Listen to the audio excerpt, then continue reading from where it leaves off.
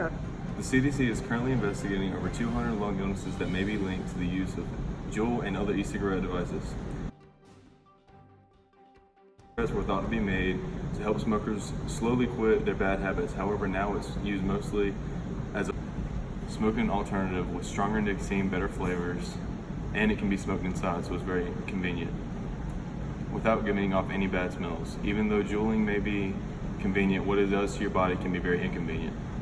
Research shows that a single use or even your first time smoking ever seriously begins to damage cells. As proof, here's a list of chemicals that are contained in Juul products.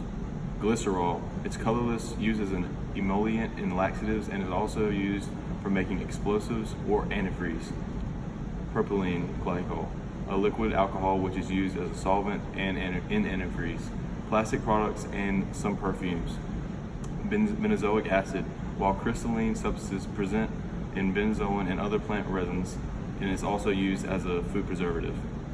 The studies on these devices have only just begun, and hopefully in the future we will have more information on why many teens are currently dying or getting sick. Right now, however, a study posted in 2016 reports nicotine triggers inflammation and lung tissue damage, also causes COPD or chronic obstructive pulmonary disease.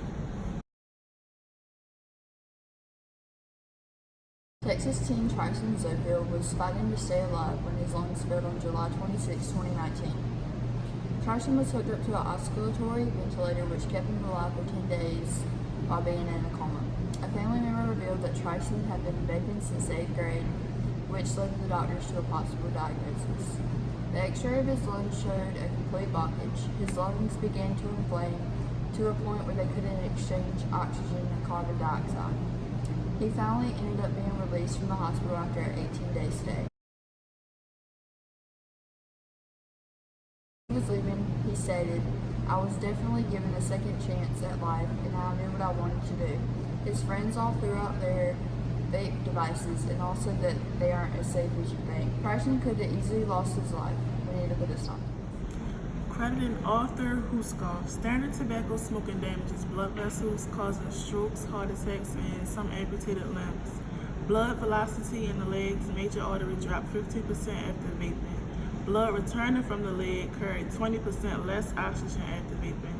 Clearly, if there is an effect after every single use of an e-cigarette, then you can imagine what kind of permanent damage can be caused after vaping over the